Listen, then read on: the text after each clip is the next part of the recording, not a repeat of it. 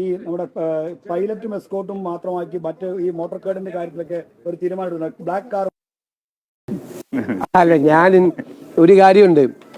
ഒരു പുതിയ കാറൊന്നും മേടിച്ചാൽ കുഴപ്പമൊന്നുമില്ല, ശരിക്കും ലക്ഷക്കരൊന്നും കുഴപ്പമൊന്നും വരില്ല. പക്ഷെ ഒരു പുതിയ കാറ് വാങ്ങിക്കാൻ ഞാൻ തീരുമാനിച്ചാൽ അത് ഭരണ സംവിധാനത്തിന് കൊടുക്കുന്ന റോങ് മെസ്സേജ് ആവും, തെറ്റായ സന്ദേശമാണ്. കാരണം അത്രയും വളരെ കറക്റ്റ് ആയിട്ടുള്ളൊരു കാര്യമാണ്. നമ്മൾ ഇതുവരെയും കണ്ടുവന്നിട്ടുള്ളത് എന്താ, അധികാരത്തിൽ അങ്ങോട്ട് കയറി കഴിയുമ്പോൾ, ഭരണം കയ്യിൽ കിട്ടിക്കഴിയുമ്പോൾ എന്ത് തോന്നിയ വാസവും കയറി കാണിക്കുക. എനിക്ക് ഈ കാറ് വേണ്ട, എനിക്ക് വെള്ളക്കാറ് വേണ്ട, എനിക്ക് ആ നിറത്തിലുള്ള കാറ് വേണ്ട, എനിക്ക് കറുത്ത നിറത്തിലുള്ള തന്നെ കാറ് വേണം, ഞാൻ ആ കാറിലേ സഞ്ചരിക്കൂ. അങ്ങനെ ഒരുപാട് അവകാശവാദങ്ങളൊക്കെ പറയുകയും അങ്ങനെ ഒരുപാട് വാശി പിടിക്കുകയും നമ്മൾ അടയ്ക്കുന്ന നികുതി പണമെടുത്ത് ദൂർത്തടി കാണിക്കുന്ന മന്ത്രിമാരെ നമ്മൾ കണ്ടിട്ടുള്ളത്. പക്ഷേ ഇങ്ങനെ ഒരു മന്ത്രി, ഇങ്ങനെ പറയുന്ന ഒരു മന്ത്രി, ഇങ്ങനെ പ്രവർത്തിക്കുന്ന ഒരു മന്ത്രി നമ്മൾ ആദ്യം കാണുകയാണ്. ഒരിക്കലും തെറ്റായിട്ടുള്ളൊരു മെസ്സേജ് ഞാൻ ജനങ്ങൾക്ക് കൊടുക്കില്ല എന്ന് പറഞ്ഞ നമ്മുടെ മുഖ്യമന്ത്രി, ശരിക്കും ഇത് തന്നെയാണ് ഒരു ജനനായകൻ. തെറ്റായ സന്ദേശമാണ്. കാരണം അത്രയും സാമ്പത്തിക നില വഷളായിരിക്കുന്ന ഒരു സമയത്ത് ആർഭാടങ്ങൾ പരമാവധി കുറച്ച് നമ്മൾ ചില മാതൃകകൾ സൃഷ്ടിക്കണം. അപ്പോൾ ഉള്ള കാറ് അത് ഉപയോഗിക്കും. ഏത് കാറാണെന്ന് വെച്ചാൽ അതിൻ്റെ കളറൊന്നും നോക്കില്ല, ഏത് കാറാണ് എന്ന് വെച്ചാൽ നമുക്ക് അവൈലബിൾ ആയിട്ടുള്ളത്. ഇപ്പം തൽക്കാലം കാറൊന്നും പുതിയതൊന്നും വേണം, അതെല്ലാം പറഞ്ഞിട്ടുണ്ട്.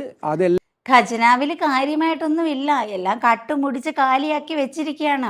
അപ്പം ഇനി ആർഭാടം കാണിച്ചാൽ ഒന്നും ഉണ്ടാവില്ല. അപ്പം അതുകൊണ്ട് തന്നെ എനിക്കിനി കാറും വേണ്ട, ഒന്നും വേണ്ട. പുതിയ കാറ് വാങ്ങിക്കുന്നതിലല്ല, ഈ നാടിനെ രക്ഷപ്പെടുത്തുന്നതിലാണ് ഒരു തൻ്റെ കടമ, തൻ്റെ കർത്തവ്യം എന്ന് വ്യക്തമാക്കുകയാണ് നമ്മുടെ മുഖ്യമന്ത്രി. എല്ലാം പറഞ്ഞിട്ടുണ്ട്. അവർ Z+ കാറ്റഗറിയാണ്, ശ്രദ്ധിക്കണമെന്ന് പോലീസോട് പറഞ്ഞു.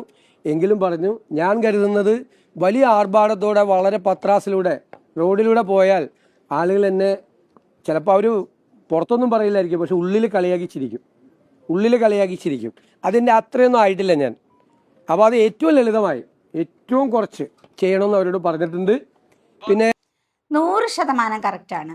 നമ്മൾ ഇതുപോലെ ട്രാവൽ ചെയ്യുന്ന സമയത്ത് നമ്മൾ മണിക്കൂറുകളോളം ക്യൂ നിൽക്കേണ്ടി വരുന്നുണ്ട്, കാത്തു നിൽക്കേണ്ടി വരുന്നുണ്ട്. കാരണം എന്തുകൊണ്ടാണ്? ഇതുപോലെ അധികാരമുള്ളവർ കടന്നു പോകാൻ വേണ്ടിയിട്ട് സാധാരണക്കാരായിട്ടുള്ള ജനങ്ങൾ കാത്തു കെട്ടി നിൽക്കേണ്ട എത്രയോ അവസരങ്ങൾ ഉണ്ടായിട്ടുണ്ട്.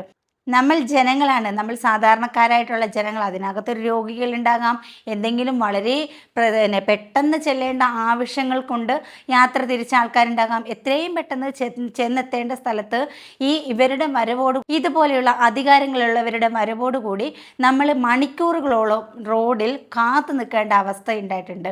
ഈ പറഞ്ഞ ഞാൻ അനുഭവിച്ചിട്ടുള്ള അവസ്ഥ എത്രയോ ജനങ്ങൾ അനുഭവിച്ചിട്ടുണ്ട്.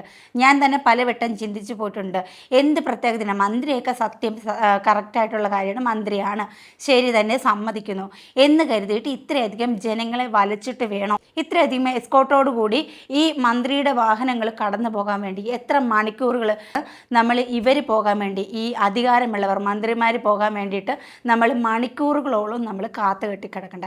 വളരെ കൈക്കുഞ്ഞായിട്ടുള്ള കുഞ്ഞുങ്ങളുണ്ടാവാം, വണ്ടിക്കകത്ത് രോഗികളായിട്ടുള്ളവരുണ്ടാകാം, കുഞ്ഞുങ്ങൾ കരഞ്ഞ് ബഹളം വെക്കുന്നുണ്ടാകാം. പക്ഷേ നമുക്കല്ല അവിടെ മുൻഗണന, നമ്മുടെ ആവശ്യങ്ങൾക്കല്ല അവിടെ പ്രാധാന്യം. ഇതുപോലെ വലിയ ആർഭാടവും പത്രാസും ഒക്കെ കാണിച്ച് വരുന്ന മന്ത്രിമാരെ കടത്തിവിടുക എന്നുള്ളതാണ്. അവർ പോയതിന് ശേഷം മാത്രമേ നമുക്ക് പോകാനായിട്ട് സാധിക്കത്തുള്ളൂ. അപ്പോൾ അതിനൊക്കെ ഒരു മാറ്റം വരണം. ജനങ്ങളെ ബുദ്ധിമുട്ടിക്കാൻ പാടില്ല, ഒരു കാരണവശാലും ജനങ്ങൾ ബുദ്ധിമുട്ടാൻ പാടില്ല എന്ന് എടുത്തു പറയുകയാണ് നമ്മുടെ മുഖ്യമന്ത്രി വി.ഡി. സതീശൻ. നമ്മൾ പോകുന്ന വഴിയിലൊന്നും ആളുകളൊന്നും ബുദ്ധിമുട്ടിക്കരുതെന്ന് പറയും. പരമാവധി ഏറ്റവും കുറച്ച് വാഹനങ്ങൾ, ഏറ്റവും കുറവെന്ന് വെച്ചാൽ വിരലിലെണ്ണാവുന്നതിന് താഴെ, മിനിമം അത്രേ പാടുള്ളെന്ന് പറഞ്ഞു. അത് ഒന്നും ഉണ്ടായിട്ടല്ല, ഞാൻ ഇതിനു മുമ്പ് പോയവരെ ഒന്നും പരിഹസിക്കൊന്നുമല്ല, അതൊന്നുമല്ല. അവർക്കൊക്കെ അതിൻ്റെ ആവശ്യമുണ്ടായിരുന്നു, എനിക്ക് അതിൻ്റെ ആവശ്യമില്ല. 1. 2, നമ്മൾ ഇത്തരം ഘട്ടങ്ങളിൽ നമ്മൾ ചിലപ്പോൾ മുകളിലിരിക്കുന്നവർ അല്ലേ കൊടുക്കുന്ന സന്ദേശങ്ങളുണ്ട്. ആ സന്ദേശം ക്ലിയറാണ്, അത് കൃത്യമായിട്ട് നമ്മൾ കൊടുക്കണം. നമ്മൾ പത്രാസും ആർഭാടവും കാണിച്ചാൽ നമ്മുടെ താഴെയുള്ളവർ മുഴുവൻ കാണിക്കും. അതിനുള്ള ശേഷി കേരളത്തിലെ ഖജനാവിനില്ല. Thank you. വളരെ സന്തോഷം തരുന്ന വാക്കുകൾ, കേൾക്കാൻ ആഗ്രഹിച്ചിരുന്ന വാക്കുകൾ. കാരണം നമുക്കിപ്പോൾ ഒരു പ്രതീക്ഷയുണ്ട്, ഈ ജനങ്ങളുടെ തീരുമാനം തെറ്റിയിട്ടില്ല. കാരണം ജനങ്ങൾ ആഗ്രഹിച്ചിരുന്നത് വി.ഡി. സതീശൻ തന്നെ മുഖ്യമന്ത്രി ആകണമെന്ന് പറയുന്നതിൻ്റെ കാരണം, ആഗ്രഹിച്ചതിൻ്റെ കാരണം ഇതൊക്കെ തന്നെയാണ്. കാരണം ജനങ്ങൾക്ക് ഒരുപാട് പ്രതീക്ഷയുണ്ട്. ഈ കേരളത്തെ അങ്ങ് കാത്തുകൊള്ളും, നമ്മളെ ഈ അധികാരത്തിൻ്റെ ബലത്തിൽ ബുദ്ധിമുട്ടിപ്പിക്കില്ല, 100% ഉറപ്പുള്ളത് കൊണ്ടാണ് ഇത്രയധികം ആളുകൾ വോട്ട് ചെയ്ത് ജയിപ്പിച്ച് UDF-നെ അധികാരത്തിൽ കൊണ്ടുവന്നതും വി.ഡി. സതീശൻ എന്ന് പറയുന്ന വ്യക്തിയെ മുഖ്യമന്ത്രി ആകണം എന്ന് ആഗ്രഹിച്ചതിൻ്റെ പ്രധാന കാരണം ഈ മനുഷ്യൻ്റെ ഈ ഒരു സ്വഭാവം തന്നെയാണ്. അപ്പോൾ എന്തായാലും ഒരുപാട് പ്രതീക്ഷയുണ്ട്, സന്തോഷമുണ്ട്. വരും ദിവസങ്ങളിലെ മാറ്റം നമുക്ക് നോക്കിക്കണ്ട് കാണാം. കാത്തിരിക്കുകയാണ് ജനം. എന്തായാലും ഒത്തിരി സന്തോഷം. നമ്മുടെ പുതിയ മുഖ്യമന്ത്രിക്ക് ഒരുപാട് അഭിനന്ദനങ്ങൾ. പട നയിച്ചവൻ നാട് നയിക്കുന്നു. ജനങ്ങൾ ആഗ്രഹിച്ച വിജയം, ഇത് ജനങ്ങളുടെ വിജയം. അപ്പോൾ എന്തായാലും ഇത് കണ്ടപ്പോൾ ഒരുപാട് സന്തോഷം തോന്നി. എനിക്ക് ഇതിനെക്കുറിച്ചിട്ട് 2 വാക്ക് പറയണം എന്ന് തോന്നി. ഇവിടെ പാർട്ടിയോ മറ്റു കാര്യങ്ങളോ ഒന്നും നമ്മൾ നോക്കിയിട്ടല്ല കേട്ടോ. കാരണം ഇവിടെ പാർട്ടി ഇല്ല.